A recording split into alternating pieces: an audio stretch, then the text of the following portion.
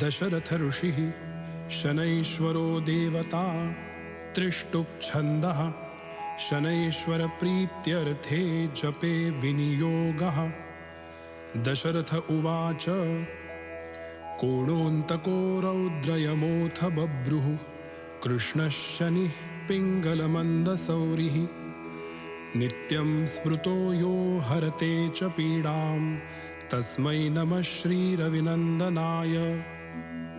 सुरासुराः किं पुरुषा गणेन्द्रा गन्धर्वविद्याधरपन्नगाश्च पीड्यन्ति सर्वे विषमस्थितेन तस्मै नमः श्रीरविनन्दनाय।